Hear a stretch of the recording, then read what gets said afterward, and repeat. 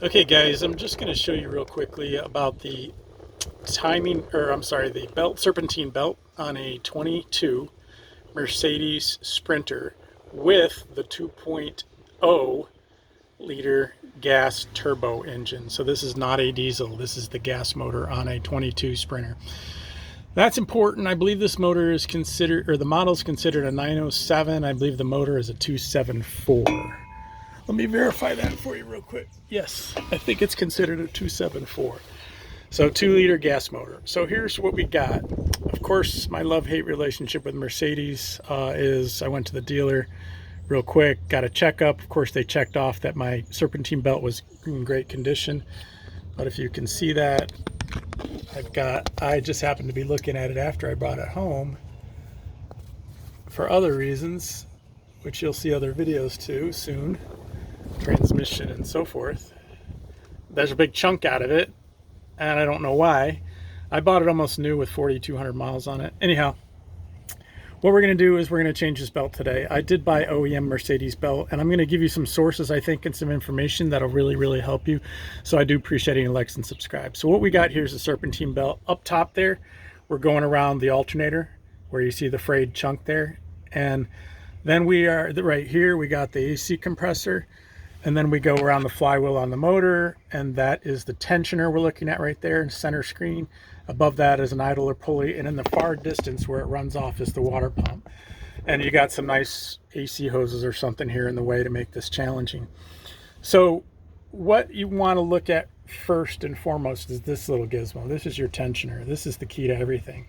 And you see this starred bolt. If I can't really quite point to it easily here. You see the starred bolt right here. That is how you release the tension. And below it, you see that hole right there at the tip of my finger? That and this hole right here, that one and this one is what we're going to stick a nail into. I found a nail to fit pretty good. So this is going to be a multi-part video because I don't have friends, I don't have a tripod, and I don't have help. So you'll see part 2 down below to get more information. But this is just the lead up to this. So this little nut here is a 12 point, and I just happened to stumble across this old socket of mine that is a 21/32. I believe this is a 17 millimeter metric, but I gotta double check that. So I just stumbled on a 21/32 that fits perfectly 12 point. So this we're going to turn counterclockwise to release the tension, and this bolt here, this hole will swing back to this hole, and we will insert the pin, the nail, in there to hold it in position while we take this whole belt off. Okay, so I want to just make video reference of the course of this belt.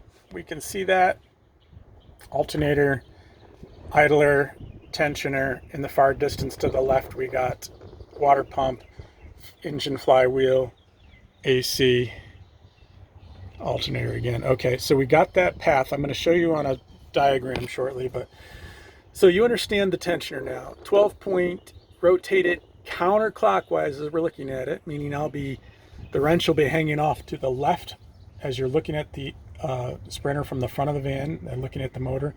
The wrench will hang off to the left, and I will be pulling down on it, and that will rotate those holes in alignment where I can stick the nail in.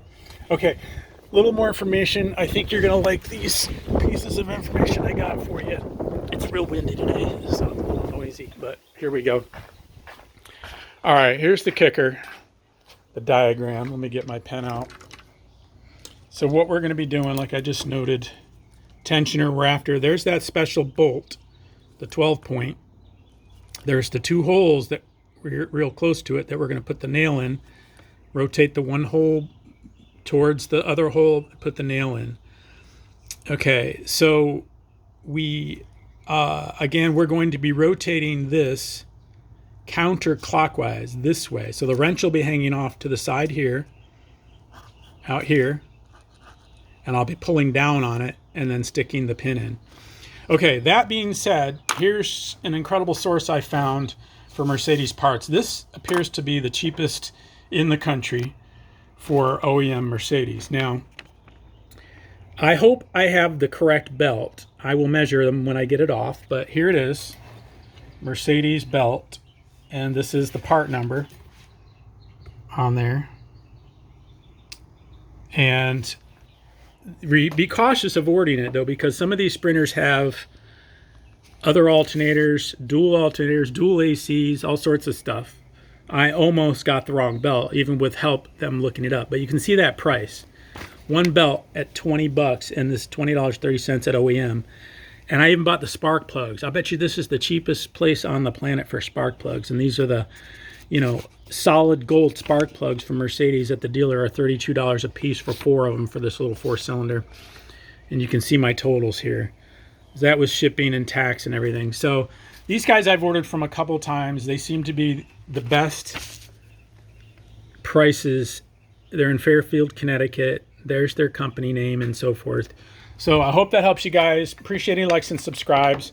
Part 2 will be coming. Now here's the theory, right, that I've scoped out in terms of the diagram on this thing.